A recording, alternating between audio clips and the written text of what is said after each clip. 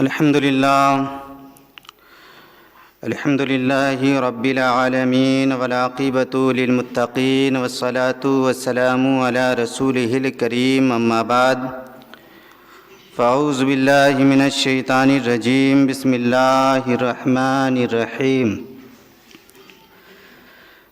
يا أيها الذين آمنوا اذكروا الله ذكرا كثيرا صدق اللہ العلی العظیم۔ عرض و معروض سے پیشتر آئیے ہم اور آپ مل کر اپنے نبی کی بارگاہ میں والہانہ انداز میں درود پاک پڑھے۔ اللہم صلی علی سیدنا شفیعنا حبیبنا مولانا محمد بارک وسلم صلو علیہ صلاۃ و سلام علیک یا رسول اللہ صلی اللہ تعالی علیہ وسلم۔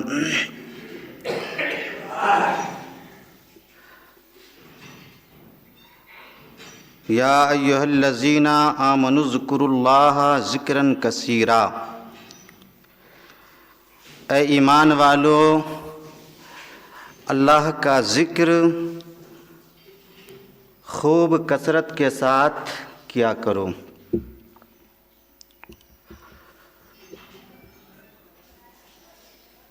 حضرات، آج پوری دنیا کا انسان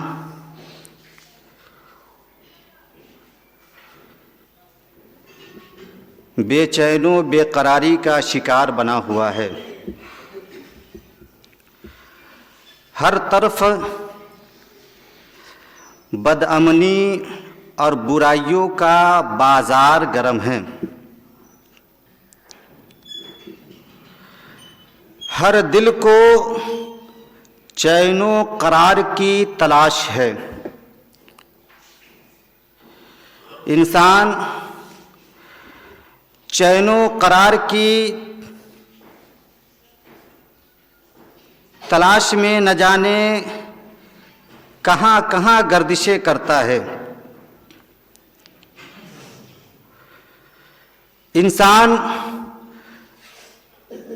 چین و قرار کو دنیا کے بازاروں اور شہروں میں تلاشتا پھرتا ہے۔ چین و قرار کو سینما گھروں کی زینت بن کر تلاشتا پھرتا ہے۔ انسان چین و قرار کو ناولوں کے اوراق میں تلاشتا پھرتا ہے، لیکن پھر بھی اسے چین و قرار نہیں مل پاتا ہے۔ تو سنو، دنیا کے شہروں اور بازاروں میں چین و قرار کو تلاش کرنے والوں، سینما گھروں میں چین و قرار کو تلاش کرنے والوں، ناولوں کے اوراق میں چین و قرار کو تلاش کرنے والوں، کبھی فرصت ملے تو قرآن مقدسہ کی بارگاہ میں بھی آ جانا، یہاں سے فوراً چین و قرار کا پتہ مل جائے گا۔ قرآن مقدسہ کی بارگاہ میں آ جانا، فوراً یہاں سے پتہ مل جائے گا کہ الا بذکر اللہ تطمئن القلوب، کہ وہ دنیا کے بازاروں میں چین و قرار کو تلاشنے والوں، سنو، تمہیں چین و قرار وہاں نہیں ملنے والا ہے۔ اگر چین و قرار چاہتے ہو تو اللہ کا ذکر کثرت کے ساتھ کیا کرو، تمہارے بے قرار دلوں کو چین و قرار حاصل ہو جائے گا، تمہارے بے تاب دلوں کو اطمینان و سکون حاصل ہو جائے گا۔ یا ایھا الذین آمنوا اذکروا اللہ ذکرا کثیرا، اے ایمان والو کثرت کے ساتھ اللہ کا ذکر کیا کرو، کثرت کے ساتھ اللہ کو یاد کیا کرو۔ اب کسی کا یہ سوال ہو سکتا ہے کہ کثرت کے ساتھ جب ہم اللہ کو یاد کریں گے تو ہمیں کیا فائدہ ملے گا؟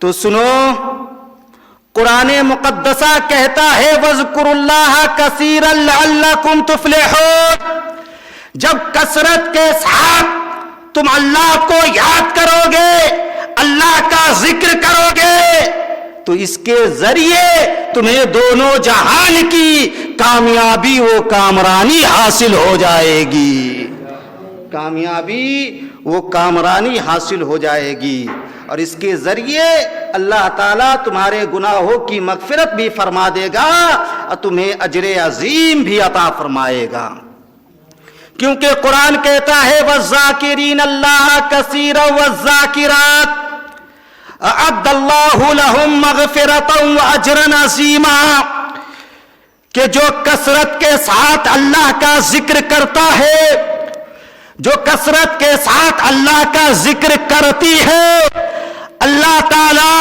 ایسے لوگوں کے گناہوں کی مغفرت فرما دیتا ہے اور اسے بڑا ثواب بھی عطا فرماتا ہے، اسے بڑا ثواب بھی عطا فرماتا ہے۔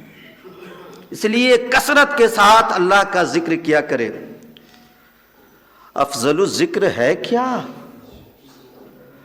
کون سا ذکر سب سے افضل ہے؟ تو آقا فرماتے ہیں کہ افضل الذکر کلمہ شریف ہے، لا الہ الا اللہ محمد رسول اللہ صلی اللہ تعالی علیہ وسلم، افضل الذکر ہے۔ کثرت کے ساتھ کلمہ شریف کا ذکر کیا کریں۔ ایک موقع پر پیغمبر اعظم نے ارشاد فرمایا، حضرت ابو ہریرہ رضی اللہ تعالیٰ عنہ کہتے ہیں کہ پیغمبر اعظم نے ارشاد فرمایا اپنے صحابہ سے کہ تم لوگ اپنے ایمان کو تازہ کیا کرو، اپنے ایمان کو تازہ کیا کرو۔ تو صحابہ نے عرض کیا یا رسول اللہ ایمان کیسے تازہ ہوئے گا؟ تو پیغمبر اعظم نے ارشاد فرمایا، کونین کے داتا نے ارشاد فرمایا کہ کثرت کے ساتھ کلمہ شریف کا ورد کیا کرو، جب کلمہ شریف کا آپ ورد کرو گے تو آپ کا ایمان تر و تازہ ہو جائے گا۔ کلمہ شریف کا ورد کیا کرے، کلمہ طیبہ کا۔ جو شخص کلمہ طیبہ کا ورد کرتا ہے، کلمہ شہادت کا ورد کرتا ہے، وہ جہنم سے آزاد کر دیا جاتا ہے۔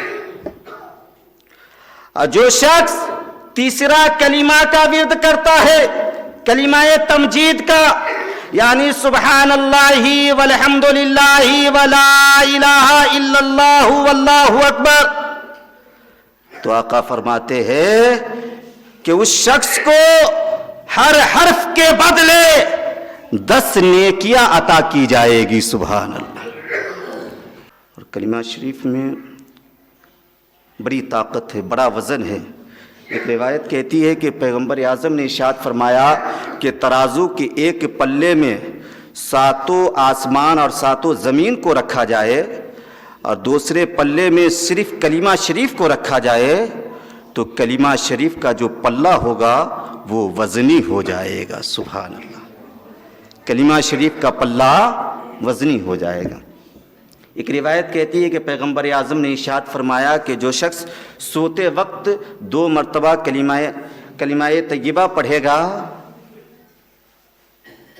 تو اسے راہ خدا میں 2 غلام آزاد کرنے کا ثواب عطا فرمایا جائے گا۔ اللہ تعالیٰ اپنے فضل و کرم سے اسے 2 غلام آزاد کرنے کا ثواب عطا فرمائے گا۔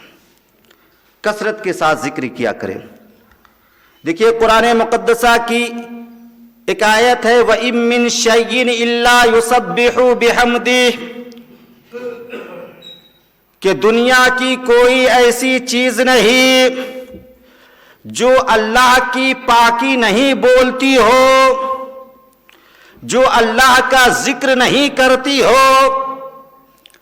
مطلب یہ ہوا کہ دنیا کی ہر چیز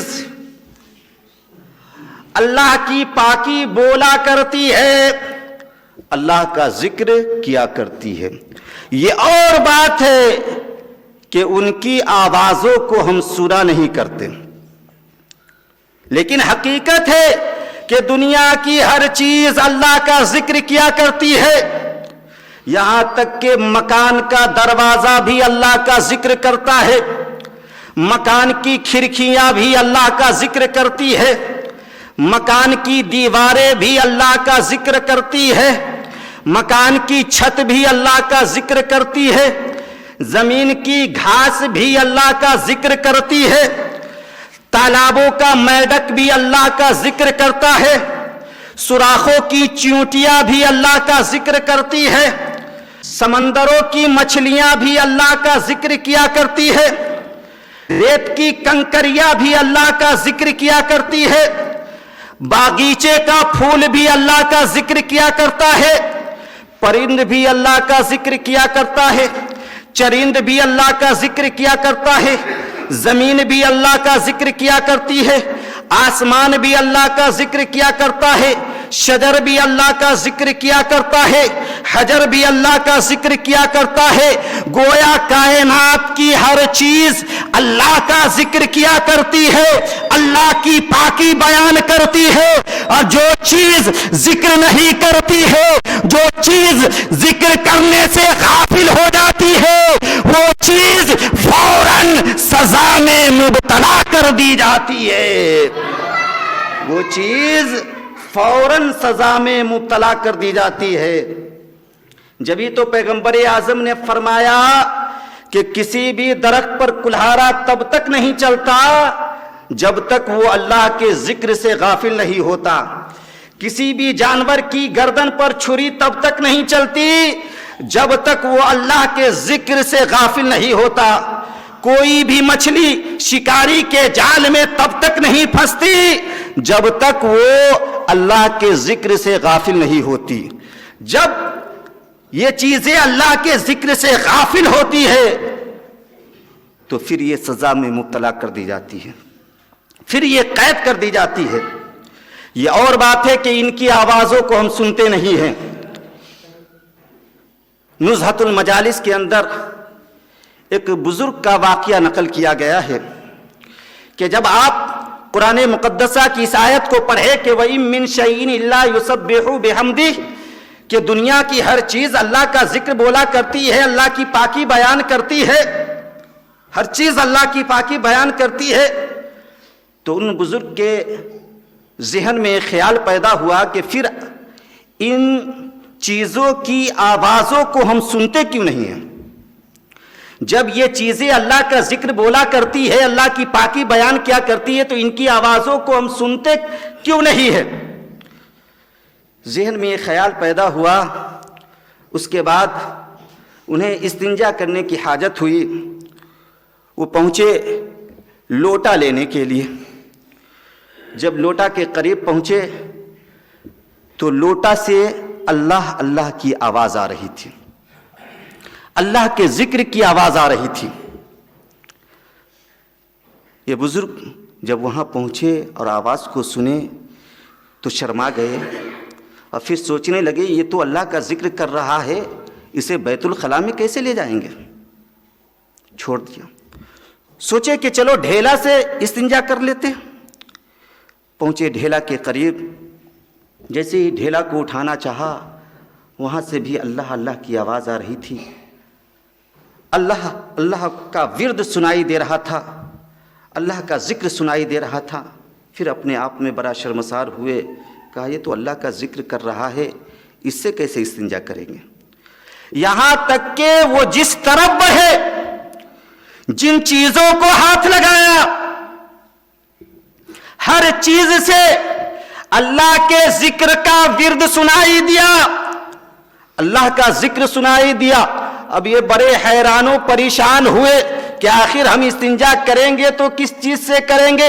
اتنے میں ہاتف غیبی سے آواز آئی، اے میرے بندے، اسی لیے ہم نے ان چیزوں کی آوازوں کو تم لوگوں سے چھپا رکھا ہے، کیونکہ اگر تم ان چیزوں کی آوازوں کو سنو گے تو اپنی حاجت تم کیسے پوری کرو گے؟ اپنی حاجت تم کیسے پوری کرو گے؟ تو پتا چلا کہ دنیا کی ہر چیز اللہ کا ذکر کرتی ہے، یہ اور بات ہے کہ ان چیزوں کی آوازوں کو ہم سنتے نہیں ہیں۔ اگر ہم سنیں گے تو اپنی حاجت کیسے پوری کریں گے؟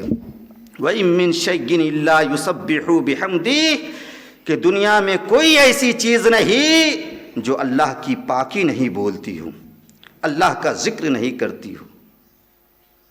دنیا کی ہر چیز اللہ کا ذکر کرے اور اشرف المخلوقات انسان ہو کر اللہ کا ذکر نہ کرے، اللہ کی پاکی نہ بولے، یہ انسان کو زیبا نہیں دیتا۔ اس لیے مسلمانوں،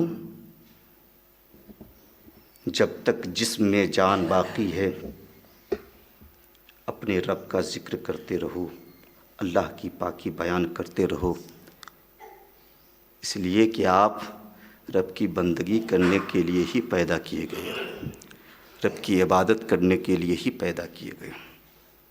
ہر چیز اللہ کا ذکر کرتی ہے، اور جو چیز اللہ کے ذکر سے غافل ہو جاتی ہے وہ قید کر دی جاتی ہے۔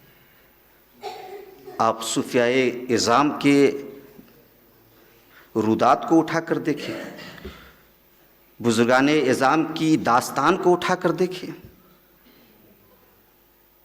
تب پتہ چلے گا آپ کو کہ وہ لوگ ہمیشہ اپنی زبان کو ذکر الہی سے تر رکھا کرتے تھے۔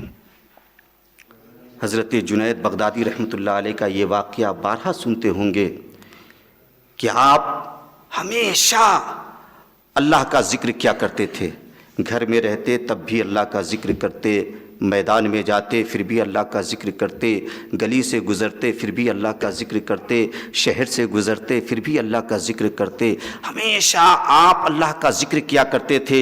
یہاں تک کہ ایک مرتبہ آپ ایک نائی کی دکان پر پہنچے خط بنوانے کے لیے، تو وہاں پر بھی آپ اللہ کا ذکر کر رہے تھے۔ جب مونچھیں تراشنے کی باری آئی، مونچھیں کاٹنے کی باری آئی، تو نائی نے کہا حضور تھوڑی دیر کے لیے آپ سکونت اختیار کر لے، تھوڑی دیر کے لیے آپ اپنے ہونٹ کو بند کر لے، حرکت نہ کرے، تاکہ میں آسانی کے ساتھ آپ کی مونچھوں کو تراش سکوں۔ تو حضرت جنید بغدادی رحمۃ اللہ علیہ نے کہا اے بھائی تو اپنا کام کر، میں اپنا کام کر رہا ہوں، اگر میرا ہونٹ کٹتا ہے تو کاٹ دے، ہونٹوں کا کٹنا تو میں برداشت کر سکتا ہوں، لیکن ذکر الہی کا چھوڑنا میں برداشت نہیں کر سکتا۔ اللہ والوں کی یہ شان ہوا کرتی تھی، یہ شان ہوا کرتی تھی کہ آپ اکثر و بیشتر اللہ کا ذکر کیا کرتے تھے۔ ذکر تین طریقے سے ہوتا ہے، ذکر باللسان، ذکر بالقلب اور ذکر بالجوارح۔ یعنی ایک ذکر زبان کے ذریعے ہوتا ہے جس میں ثنا ہے، خطبہ ہے، توبہ ہے، استغفار ہے، کلمہ شریف ہے، یہ سب پڑھا کرے، تسبیح ہے، یہ سب ہے۔ ایک ذکر دل سے ہوتا ہے، یعنی ذکر بالقلب اسے کہتے ہیں کہ دل سے اللہ کی نعمتوں کو یاد کرنا۔ ذکر بالجوارح اسے کہتے ہیں کہ دل سے اللہ کی عظمتوں کو یاد کرنا، اللہ کی شان کبریائی کو یاد کرنا۔